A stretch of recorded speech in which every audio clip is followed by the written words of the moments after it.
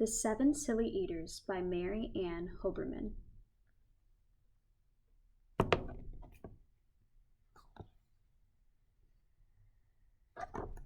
Not so long ago, they say, a mother lived just like today. Mrs. Peters was her name. Her little boy was named the same. Now Peter was a perfect son in every way, except for one.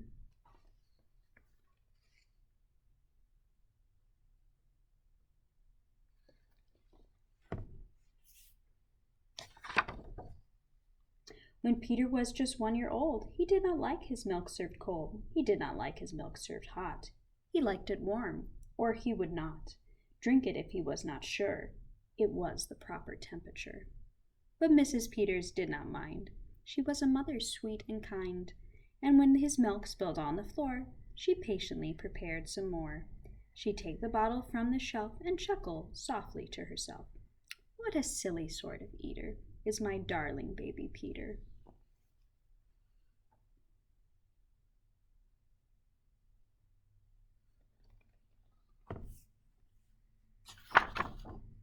When Peter had not yet turned 2, another baby sweet and new was born, dear Lucy, small and fair, with big blue eyes and curly hair. But long before this child was grown, she had an opinion of her own, of what she'd eat and what she'd not. She didn't like milk, both cold or hot. And warm was worst of all. Instead, whenever Lucy dear was fed, she bellowed for pink lemonade, not from a can. Oh no. Homemade.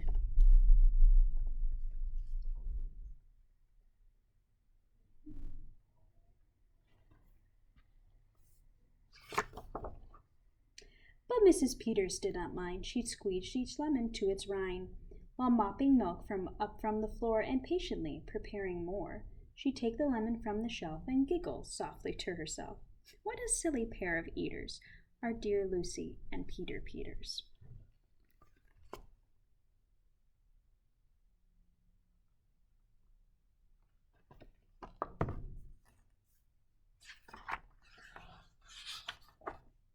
Now Lucy grew and Peter grew, till he was 3 and she was 2, and who was 1? Why, little Jack, with eyes so brown and hair so black, a happy baby, never cross, but all he'd eat was apple sauce.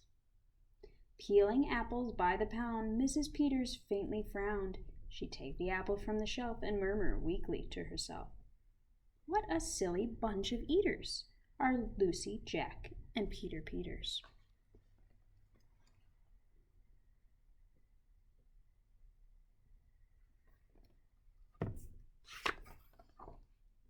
Peter, Lucy, and young Jack had another brother, Mac.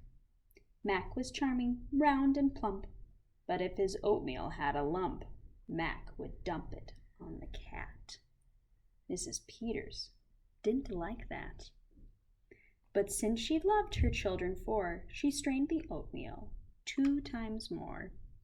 She'd take it from the pantry shelf and mumble sadly to herself, what a silly group of eaters are all my precious little Peters.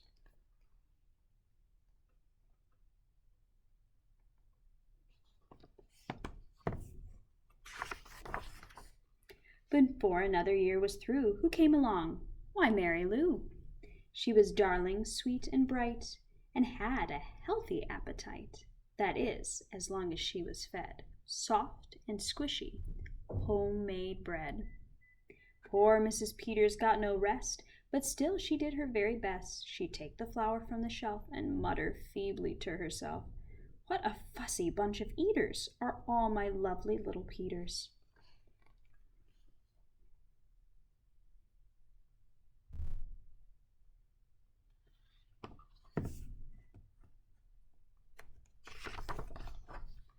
A year rolled by, the children grew. They really are a splendid crew, sighed Mrs. Peter, pinning pins and diapers her brand new twins. Little sisters, quick and smart, impossible to tell apart. But Flo liked poached eggs, Fran liked fried. If she mixed them up, they both cry. Tired to the very bone, Mrs. Peters groaned a groan. She'd take the egg down from the shelf and whisper weakly to herself, "What a persnickety young bunch of eaters are all my 7 little Peters."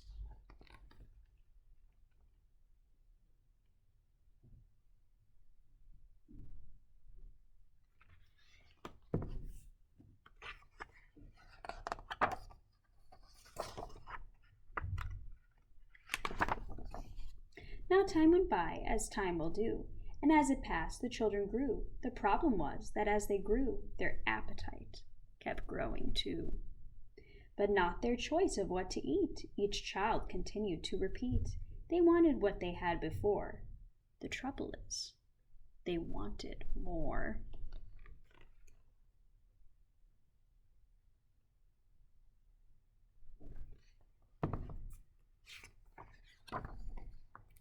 Creaming oatmeal pots of it, homemade bread, and lots of it. Peeling apples by the peck, Mrs. Peters was a wreck.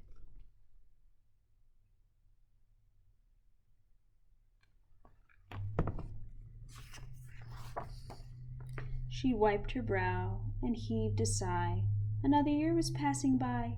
In fact, she realized with sorrow her birthday would arrive tomorrow. Drearily she shook her head and wearily went up to bed.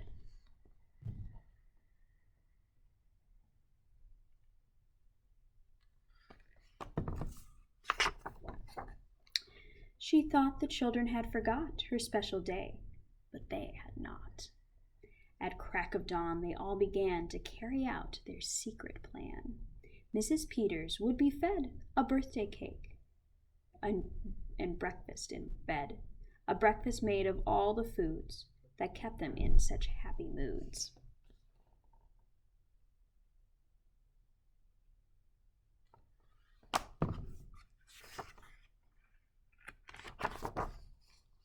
So while their weary mother slept, down the stairs the children crept, and from the cupboard and the shelves, happily they helped themselves. Cheerfully they chopped and stirred, preparing what they each preferred, but despite the pains they took, since nobody knew how to cook, to measure things or make them hot, the more they tried, the worse it got.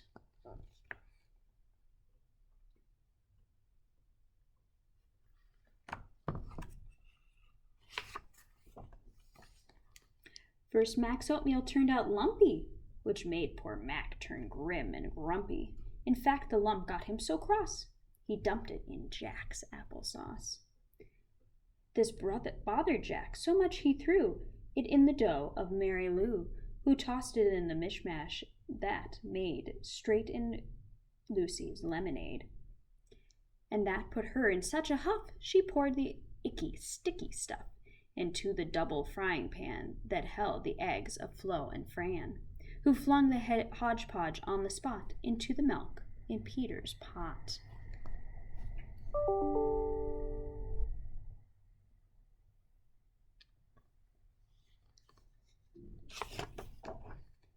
But when they saw what they had done, they wished they had never begun.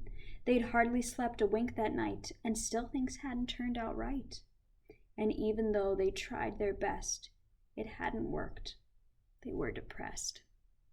They'd be in trouble too unless they found some place to hide the mess. The oven seemed like a perfect spot. They all forgot it still was hot. They stuck the pot inside, and then they all went back to bed again.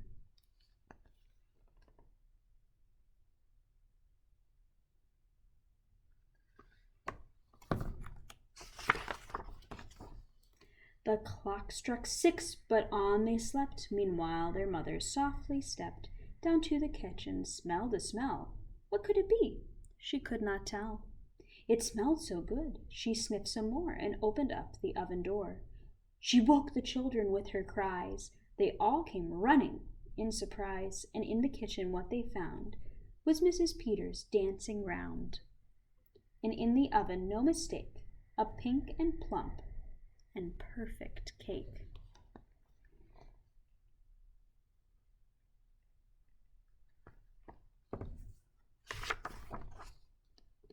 And as their mother danced with glee, she cried, "A birthday cake for me? A birthday cake still piping hot, to think I thought that you forgot. Now tell me, please, how did you make this pink and plump and perfect cake, so high and light and smooth as silk?" "It's smooth as silk from all my milk," said Peter. "Lucy said it's pink from all my lemonade, I think." "And from my apples," added Jack. "My oatmeal made it soft," said Mac. "My bread dough, too," said Mary Lou. Said Fran and Flo. "As for its size, it was our eggs that made it rise." Then everybody sniffed some more and danced around the kitchen floor.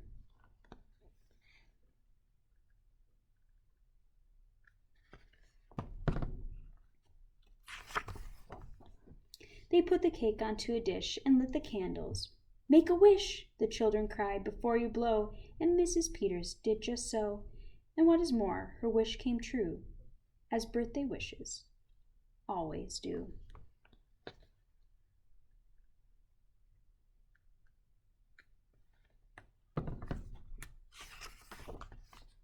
And from that day to this 'tis said, the Peters family all is fed a single simple meal, just one, a meal that's good for everyone, a meal on which they all agree, made from their secret recipe. They all take turns in mixing it, they all take turns in fixing it. It's thick to beat and quick to bake, it's fine to eat and fun to make.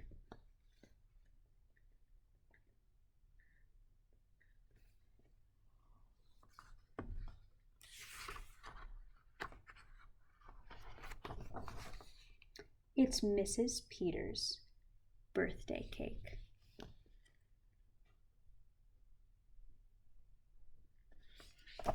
The end.